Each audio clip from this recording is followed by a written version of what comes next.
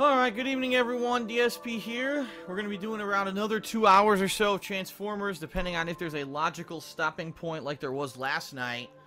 I'm going to continue on with the opinion of this game. As I said earlier in the week, I really like the game. Is the game amazing? Game of the Year material? Probably not, but it is fun. It's one of the most, if not the most fun I've had playing a Transformers video game. I really enjoy it. I don't know why no one wants to watch it. I'm completely stumped. I think the game is entertaining to play and to watch. You know, it's flashy, right? It's got all the right combination of things. The flashiness and anime-like combat of Platinum games combined with the characters, lore, and voice acting of Transformers games. It's got a little bit of side questing. It's got a cool 5-character cast, all of which, you know, are a little bit different. So I like it. I don't know why people are not turning out. As you can see, we're about to start with gameplay. We've got 145 people on the stream, and all I could do is shrug. Even the videos on YouTube, no one's watching them, and I just shrug. I don't know. I don't know what to do to get people to watch games that aren't big AAA games anymore, you know? To me, Transformers Devastation is a big game. I guess to the mainstream, it's not, right? Because to the mainstream, people only know Transformers as a movie. They don't even realize that it had this lore and this stuff back in the 1980s and 90s, right? And, so they don't understand that this game is true to the original G1, Generation 1 Transformers. They don't understand how cool that is to finally have it. I mean, if anything, unfortunately, it seems like this game is too little too late. And that's a shame because I love it. I really am enjoying this game, and you know, I hope that you are too. Those of you who are here for the stream tonight, and those of you who are watching the playthrough on YouTube, I really hope that you're enjoying it because it's rough right now. I'm just, you know, venting my honest feelings right now. It's rough. I was expecting October to pick up, and it absolutely has not. This week is pretty much a big flop. Everything I've done this week flopped, including Metal Gear Solid Online. Almost no one cared. And I'll be honest, I don't think there was much reason to care. It's kind of generic. And this game, no one cared. This Gaia 5, not really anyone caring. Even though for that one, I would say after all the games that I played, I wasn't expecting much of anything out of that one. Today I played the Star Wars Battlefront beta, and I really enjoyed it. But the beta is only 3 different modes. With one map in each mode, 3 different modes. And I played it for around 2.5 hours. And, you know, that's the extent that I'm going to be playing now. I'm not going to sit there and play the shit out of the beta all weekend, the same exact stuff over and over, just for the sake of saying, oh, it's, you know, because some people turned out to watch it. You know, it's fun, it's a good game, and the videos reflect that, but one session is more than enough for that game. So, now I'm kind of faced with this dilemma. What do I do? Because I've got tomorrow, I've got Sunday, and I've got Monday before new stuff starts coming out this next coming week, you know, and I don't know what to play because I'm definitely going to finish Transformers. I'm playing this tonight, and I'm thinking of playing it one session tomorrow to try to finish it up. I could play more Disgaea, but not many people were checking that out. I seriously, at this point, don't think I even want to play any more Metal Gear Solid Online. I don't think it's very interesting. You know, you got one game mode that's complete run-and-gun third-person gameplay like every other third-person shooter you've ever played. You've got one game mode that forces you into stealth, and it's fun for a few games, and then it kind of gets boring, you know? And then we've got freaking a final mode that's kind of a mix, and it was okay, but again, it's nothing that's like, wow, I'm so blown away, I want to play it again. I played it once, and I'm kind of like, eh. And it's a shame. The games that I want to play, apparently people don't want to watch. People don't want to see Transformers, and they don't want to see Disgaea, so I don't know what to do. You know, next week we got the Witcher 3 DLC. I already know that's not going to do well because the main playthrough of Witcher 3 earlier this year didn't do very well. So I know that DLC is not going to do very good. And, you know, we had Dragon Quest Heroes, a full $60 release that's a hybrid of Dynasty Warriors and Dragon Quest RPG gameplay. And it seems there are a group of people that want to see it, but it's another $60 investment for a game when I'm already playing Disgaea. I'm already going to be playing Witcher. Do I really want to start another RPG? Probably not. So it's more like looking like next week I'm probably not going to be doing Dragon Quest. And more than likely I'll be playing this game called the Talos Principle, which apparently is an interesting puzzle-style game that could lend itself to great commentary. From what people are saying, it might be more my style of game. But I'll be honest, out of those three things, between Disgaea 5 continuing, The Witcher 3 DLC, and the Talos Principle, do any of those sound like they're going to do very well? You know what I mean? Probably not. So then you're talking about the next week. So the next week after that, we've got the conclusion to Life is Strange. That could do pretty decently. We've got the conclusion to Tales from the Borderlands. That could do okay, you know, but probably not great. And then really there's not that much else going on that week until the end of the week with Assassin's Creed Syndicate. And then we got Assassin's Creed, Halo 5, WWE, and the Halloween Marathon. I think once we get into that portion of the month, I'm going to be good. I think that people will turn out to see me play those games. But I've now got, seriously, as of today, I've got over 2 weeks to get through, you know what I mean, of stuff that I don't know what to do. So I see different people suggesting things. Some says, play Crash 3. Crash 2 didn't do good. A lot of people think it did. No, it didn't. Crash 2 did not do well. Crash 2 was an old game that I played, and, you know, it has this hook of me failing a lot, but once you get over that hook, it kind of dies out. Crash 1 did pretty good. Crash 1 surprised me, but Crash 2 was more in the same. And if I play Crash 3, I don't think anyone would watch right now, you know?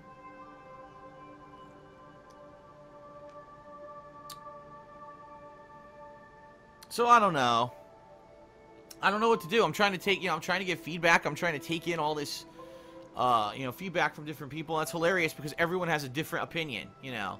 Some people say, well, the reason that no one comes out and checks Phil's stuff anymore is because the appeal of playing new games when they're new isn't a big appeal anymore because all the big guys now do that. All the big guys on YouTube or the big streamers, it's really a lot of streamers who do this, and even though the playthroughs aren't good, people just go to them to watch the new stuff. And some people say, well, Phil used to be the guy who beats the games quickly. He used to take a new game and beat it within a couple days.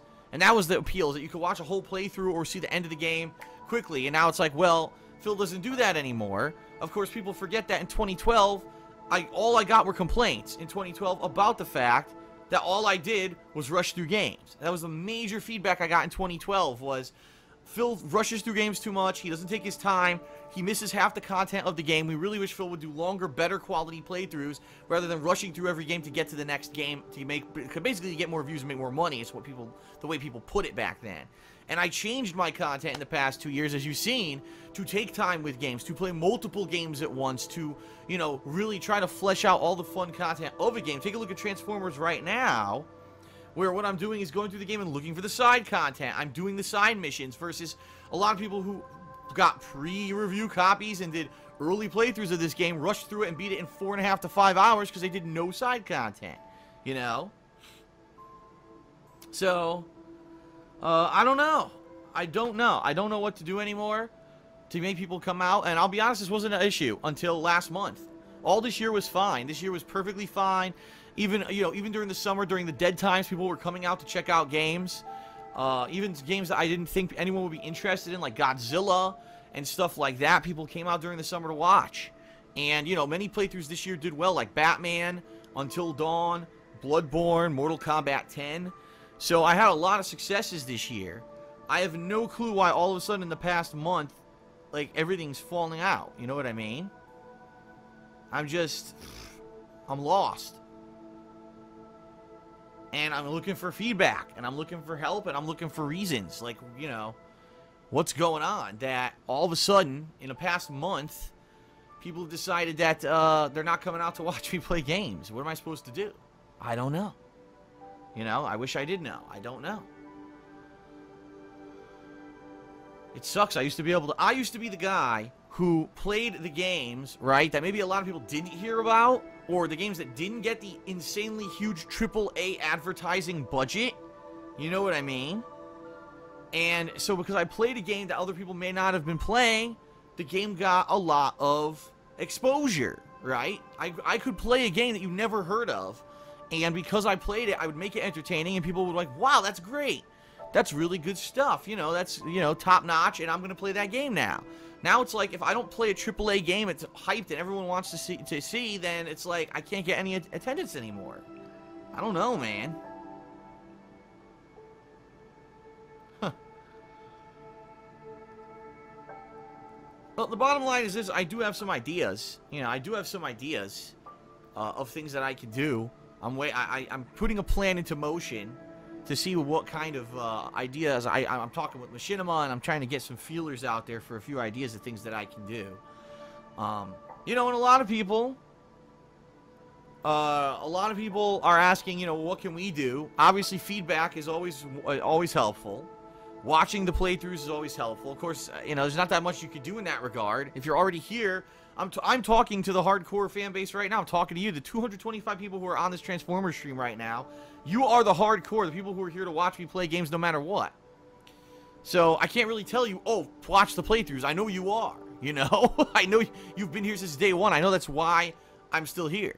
You know, and I hate to say it, but Patreon might be the only way at this point. You know, if I could get more Patreon support, instead of having to pull teeth, if I could get more Patreon support, if everyone who watched my stuff gave $1 a month, I wouldn't have any of these concerns. I could say, fuck it. I don't care if how many people show up for what games. I don't care if the game I played today is insanely popular and is a crazy good playthrough, or if no one watches it, you know. A lot of people actually have their entire businesses now, you know, based off of Patreon. They don't care about any profit that they make off of the video ad revenue anymore. They don't care about any of that other stuff. Patreon is the way that it supports them. That's their income, you know. So I'm just saying, throwing that out there. You know, you guys know my Patreon. I don't need to give it a plug. You know where it is. You know, consider it as, you know, $1 a month, seriously. And I keep doing this, and I have to worry. And I have to sit here before a stream and be worried about what am I supposed to do for the next 2 weeks until the big releases start coming out, because no one's showing up and I can't seem to recruit anyone to come, you know what I mean? I don't get it. I will have some good stuff up for Patreon. I have another idea for a cool marathon that I want to do in November or December. And it's one actually that people asked me for or were hinting at a few months back, and at that point, I just haven't had any time to really work on the game or games of this event that I would like to do. And the perks on Patreon are good. People who get their perks from Patreon. I've not had one person who said, man, Phil did a private Q&A video and it stunk. I haven't had one person who wasn't happy with the fact that, you know, the Project 7 t-shirts, that I'll autograph it or do whatever you want. People love their Patreon perks, you know.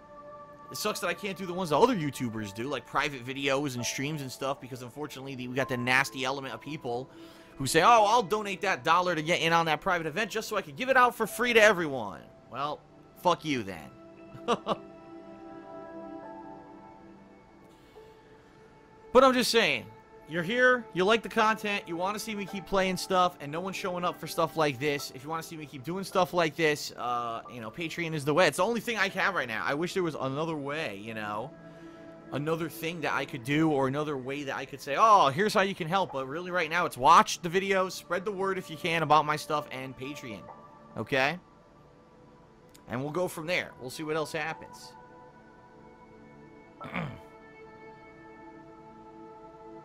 Alright, well, everyone, we're going to get started here.